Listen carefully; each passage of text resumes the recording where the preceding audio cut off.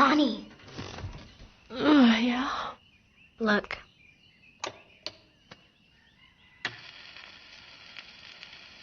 Well, it's Rick and Morty time.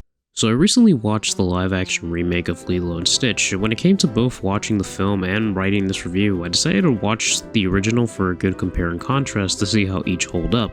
And I gotta say that no matter what, the original will always be the superior film. And no, I'm not saying it to make it seem like I can't enjoy new things, or making you stop watching this film overall. Go ahead, enjoy this film. It's your life. But I can't deny that this film has its problems, especially in the writing department, and it's all around one thing that the original was able to use: subtlety.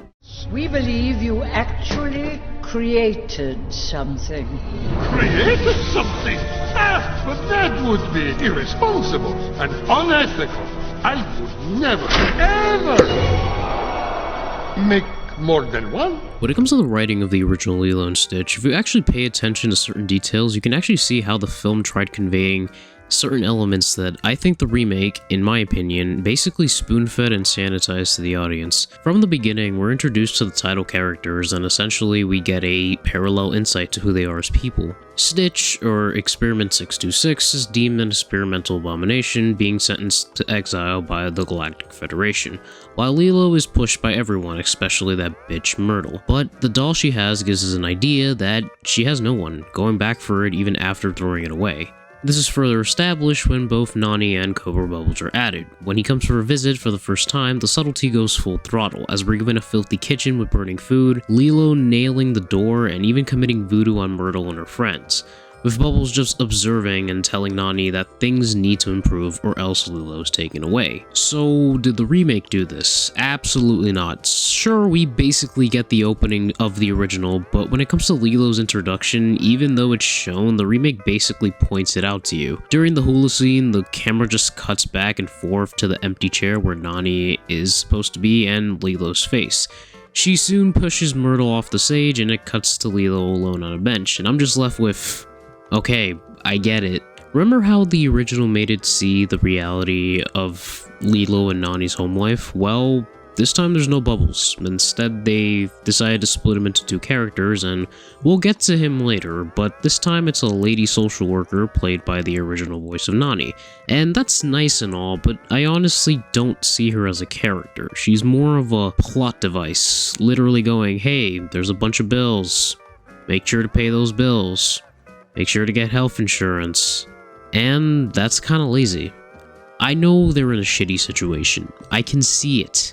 Show, don't tell, and there's way too many examples of this. Leave something up to the imagination of the audience. For fuck's sake, they had to explain Stitch's weakness to water. Why? Disney, are you trying to say your audience can't think? Because the box office earnings agree. We're playing ball when it happened. Fred just froze. So we took him to the feeding station. We tried to be cool and smooth. But we knew only one thing would satisfy Fred's need to feed.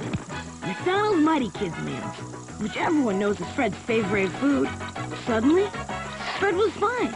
Mighty hungry, Mighty Kids meals. Got another one. Now you can get a Lilo and Stitch bobblehead toy, only at McDonald's. Now let me ask you, what is the most memorable line in Lilo and Stitch? You know it, I know it, I'm sure your mom knows it. Say it with me now. Ohana means family. Hello, I like money. So, we can agree that the remake was able to do the original justice, especially with the extra 23 minutes, right? Again, no. Rather than putting the stakes of these two orphan sisters being separated, the remake says, don't worry about that. We've completely added an original neighbor lady character, who happens to be David's grandma, cause, of course, who, I shit you not, less than 20 minutes into the film, tells Nani, we'll handle Lilo so you can go to college. And that's one of my biggest complaints about this remake. Instead of the ultimatum plotline of Bubbles threatening to separate Lilo and Nani, the movie basically spoils the ending for us. And yes, I know about the complaints surrounding Nani leaving Lilo for college, but I honestly think that's the least worst example of how flawed the idea of Ohana is in the remake, and let me explain. Ohana in the original is surrounded around the idea that family is possible as long as you stick together no matter the situation. It flows really smoothly, especially with these two sisters on the verge of separation.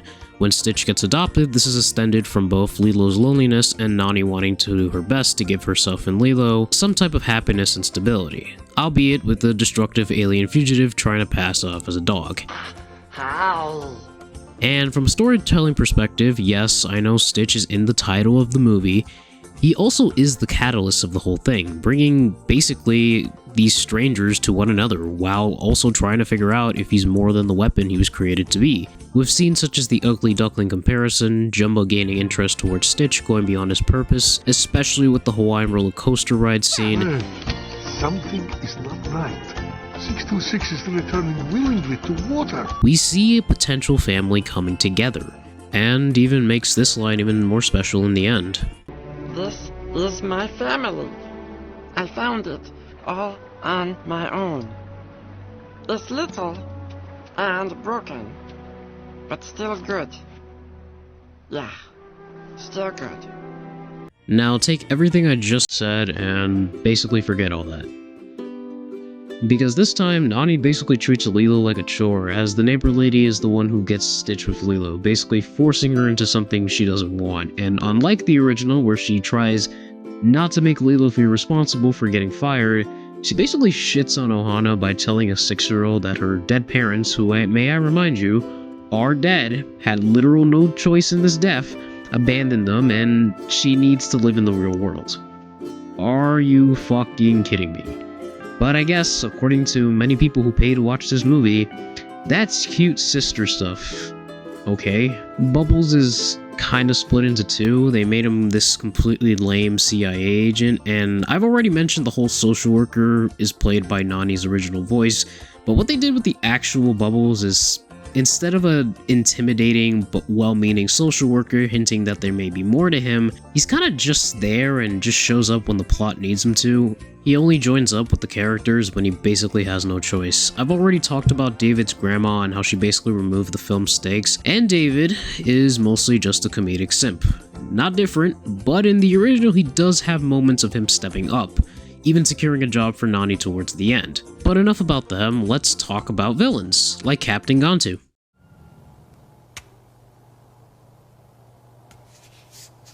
Oh, right, he's not in the movie. So, who's the villain? Jumba? Really? Does he at least have his accent and comedic charm? No? How do I explain this? Take Jim Carrey's role as Eggman from the Sonic movies, but get rid of all the charm, so now you're just stuck with an unlikable asshole who just hates family for no particular reason. Just because, I guess. And remember when there was some chemistry between him and Pleakley, you know, just being two goofy guys hunting down Stitch? Well, he's just fucking hates Pleakley now. Absolutely no fucking remorse. And don't get me wrong, I like Zach Galifianakis, but I don't think this was a role made for him.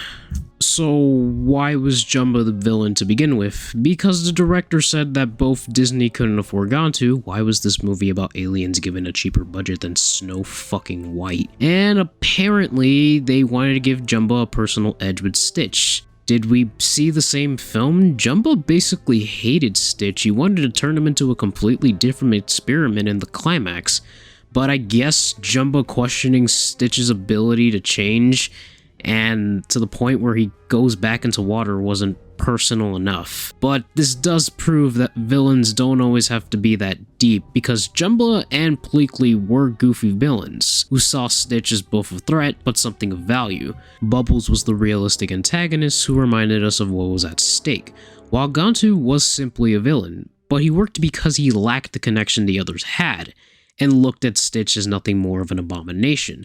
So despite the ways that people are trying to defend this, it really has nothing when you compare it to this masterpiece. And if you haven't seen the original yet, why did you watch this video? Go watch Lilo and Stitch 2002. And I'm not trying to be like, old stuff is better, new stuff bad, but it's just way better in all the categories, especially in the writing. You'll notice a major difference if you want to comment down below and tell me what you think. As next time, we'll be going over an alien movie that I think should have gotten the attention Lilo and Stitch got recently.